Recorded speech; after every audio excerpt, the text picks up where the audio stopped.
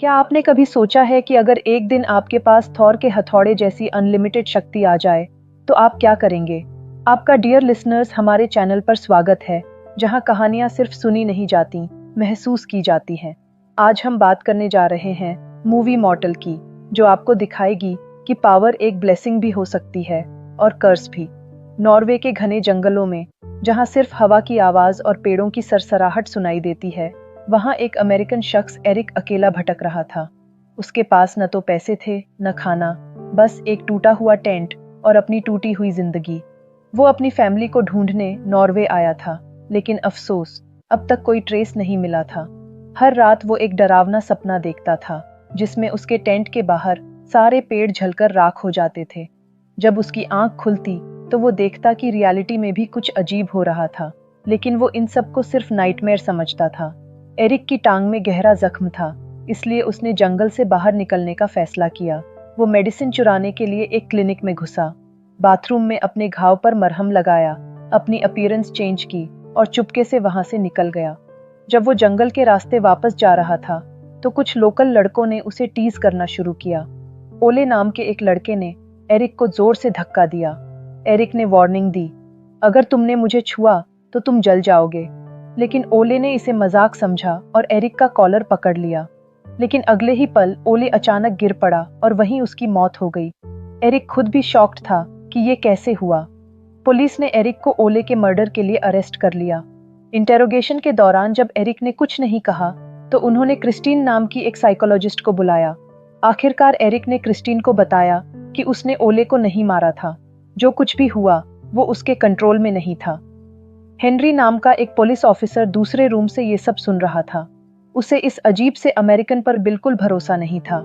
लेकिन क्रिस्टीन ने और बातचीत करके पता लगाया कि 3 साल पहले भी एरिक की वजह से एक फार्म में आग लग गई थी, जिसमें 5 लोग मर गए थे। जब एरिक ने बताया कि वो 5 लोग उसके ही रिलेटिव्स थे, तो उसे बहुत दुख हुआ। गिल्ट और पेन की वजह से उसने एडमिट कर लिया कि हाँ, उसने अपने रिलेटिव्स और ओले की जान ली है। जब एरिक रियलिटी एक्सप्लेन करने लगा, तो अचानक क्रिस्टीन के बाल हवा में उड़ने लगे। एरिक ने अपनी पावर्स से एक ग्लास का पानी इवेपोरेट कर दिया, लेकिन हमेशा की तरह वो अपनी पावर्स को कंट्रोल नहीं कर पाया। पूरी बिल्डिंग में इलेक्ट्रिकल सर्ज हुआ और फायर लग गई। क्रिस्टीन समझ गई थी, एरिक के इमोशंस ही उसकी पावर्स को ट्रिगर करते थे। उसने एरिक को काम करने की कोशिश की, लेकिन डैमेज हो चुका था। अब अमेरिकन एम्बेसी ऑफिसर्स एरिक को अमेरिका वापस ले जाने आ गए। ऑफिसर हैथवे ने एरिक को हेलीकॉप्टर में बेहोश करके ले जाने का प्लान बनाया, लेकिन मिड फ्लाइट इंजेक्शन का इफेक्ट खत्म हो गया। एरिक ने देखा कि वो उसे कहीं और ले जा रहे थे। उसका गुस्सा भड़का, आसमान में काले बादल छा गए और भयानक तूफान शुरू हो गया। हेलीकॉप्टर का बैलेंस बिगड़ा और वो समुद्र में क्रैश हो गया। एरिक को रियलाइज हुआ कि वो पानी में भी सांस ले सकता है। उसने अपना गुस्सा कंट्रोल किया और हैथवे की जान बचाई, लेकिन वो वहां से भाग निकला, क्योंकि वो जानता था कि उसकी प्रेजेंस हर किसी के लिए डेंजरस थी। ओले के फादर जॉन को जब पता चला कि एरिक भाग गया है, तो उसके दिल में रिवेंज की आग जल उठी। उसने पुलिस को एरिक को पकड़ने के लिए कहा। दूसरी तरफ एरिक क्रिस्टीन के पास पहुंचा और हेल्प मांगी। क्रिस्टीन ने एरिक को अपने फ्रेंड के घर छुपाया। वहां एरिक ने पूरी सच्चाई बताई, कैसे एक दिन अचानक उसके अंदर से ये मैजिकल पावर्स निकली, कैसे फायर लग गई और उसके लव्ड वंस मर गए। उसने अपने बॉडी के स्कार्स दिखाए और कहा कि जब भी वो अपनी पावर्स का यूज करता है, तो उसके बॉडी पर भी इंजरीज आती हैं। अपनी पावर्स की वजह से वो हमेशा लोगों से दूर रहता है, ताकि किसी को नुकसान न पहुंचे। फिर एक दिन क्रिस्टीन ने देखा कि उसके आसपास के प्लांट्स तेजी से ग्रो कर रहे थे। हैथवे ने हॉस्पिटल में पुलिस को बताया कि एरिक के पास वेदर कंट्रोल करने की भी पावर है और उसने ही जानबूझकर प्लेन क्रैश करवाया था। क्रिस्टीन एरिक की पावर्स के बारे में और जानना चाहती थी, इसलिए उसने एरिक के साथ उस फार्म में जाने का फैसला किया जहां ये सब शुरू हुआ था। अब पुलिस ने मैनहंट डिक्लेयर कर दिया था और रोड्स पर बैरियर्स लगाकर चेकिंग शुरू कर दी थी। जब क्रिस्टीन ने देखा, तो उसने कार दूसरे रूट पर घुमा दी, लेकिन वहां अचानक एक ट्रक के सामने आने पर एरिक पैनिक हो गया। उसमें से पावरफुल इलेक्ट्रिकल वेव्स निकलीं और उनकी कार खराब हो गई। फिर भी ट्रक ड्राइवर ने उन्हें लिफ्ट दे दी। हैथवे और हेनरी को रोड पर क्रिस्टीन की कार मिल गई और वो समझ गए कि वो दोनों कहाँ जा रहे हैं। पुलिस ने हार्ट डेंजर ब्रिज पर एरिक को कैच करने का प्लान बनाया। जब वो पहुंचे, तो पुलिस ऑलरेडी वहां थी।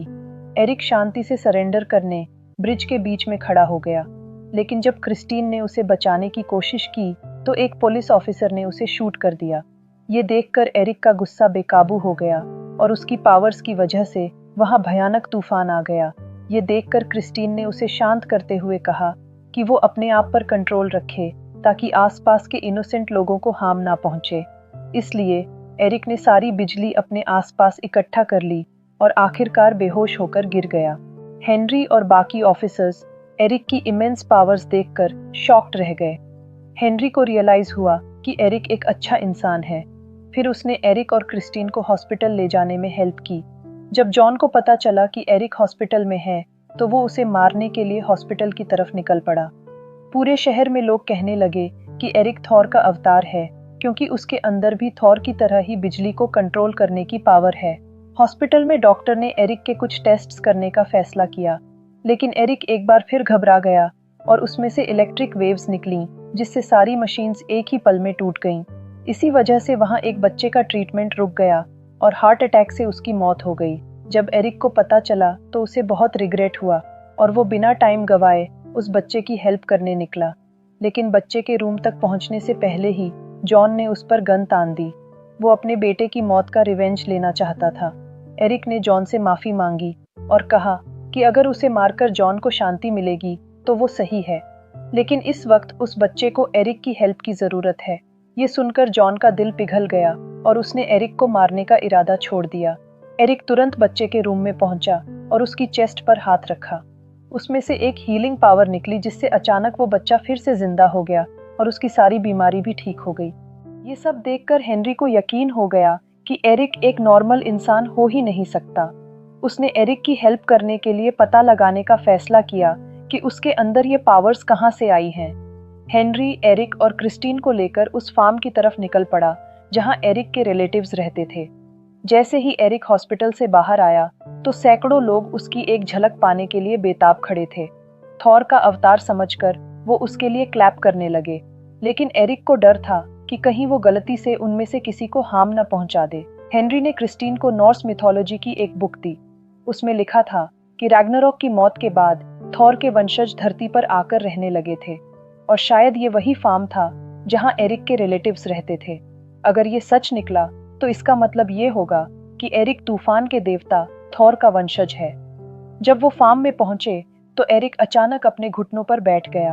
हेनरी ने वर्कर्स को बुलाकर वहां खुदाई करवाई, लेकिन वो नहीं जानते थे कि हैथवे ने अपनी आर्मी के साथ पूरे फार्म को घेर रखा था। काफी देर तक खुदाई चलती रही और आखिरकार उन्हें जमीन के नीचे बहुत पुरानी गुफा मिली, जिसमें नॉर्स गॉड्स की स्टोरी लिखी हुई थी। वहां लिखा था कि रैग्नारोक की मौत के बाद थॉर के वंशज धरती पर आकर बस गए और तब से लेकर अब तक वो धरती पर ही मौजूद हैं। इससे ये क्लियर हो गया कि एरिक भी उन्हीं में से एक है। अब एरिक का गुफा के अंदर जाने का समय आ गया था। जब एरिक गुफा के सेंटर में पहुंचा तो उसे एक बॉक्स मिला जिसमें ग्लव्स, बेल्ट और थॉर का फेमस हथौड़ा म्योल्निर था। जैसे ही एरिक ने ये तीनों चीजें पहनी तो अचानक आसमान में पावरफुल बिजली कड़की। अब एरिक अपनी ट्रू आइडेंटिटी को एक्सेप्ट कर चुका था। वो जान गया था कि वो थॉर का वंशज है। जैसे ही वो गुफा से बाहर निकला तो हजारों लोग बैरिकेड्स तोड़कर उसकी तरफ भागने लगे ताकि वो महान देवता थॉर के वंशज और उसके मैजिकल हथौड़े के दर्शन कर सकें। सबसे पहले क्रिस्टीन उसके पास पहुंची, क्योंकि उसे इस बात की बहुत खुशी थी कि आखिरकार एरिक को अपनी रियल आइडेंटिटी पता चल गई थी। अब शहर के लोग भी एरिक को रिस्पेक्ट की नजरों से देखने लगे थे। लेकिन इस समय हैथवे ने अपने सोल्जर्स को एरिक को शूट करने का ऑर्डर दे दिया, लेकिन बुलेट सीधा जाकर क्रिस्टीन को लगी, जिससे उसकी उसी समय मौत हो गई। क्रिस्टीन की मौत देखकर एरिक अपने गुस्से पर कंट्रोल नहीं रख पाया और उसने हथौड़े को जोर से घुमाना शुरू कर दिया। आसमान में इतनी पावरफुल बिजली गरजी कि डरकर सभी लोग वहां से भागने लगे और कुछ लोगों की तो मौत भी हो गई। आखिरकार चारों ओर न्यूज फैल गई कि थॉर के वंशज धरती पर फिर से आ गए हैं और वहीं गवर्नमेंट ने भी एरिक को टेररिस्ट डिक्लेयर कर दिया था। जब सोसाइटी आपको एक्सेप्ट नहीं करती तो आप वही बन जाते हैं जिससे वो डर रहे थे।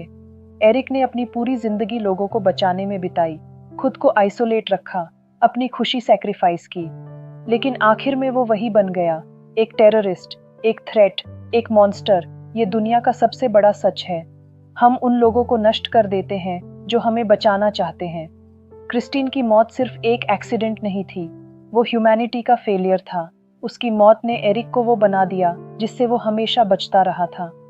आज आप अपनी जिंदगी में देखिए, कितने एरिक आपके आसपास हैं। कितने लोग अपनी पेन छुपाते हैं क्योंकि वो कहीं ना कहीं जानते हैं कि सोसाइटी उन्हें एक्सेप्ट नहीं करेगी।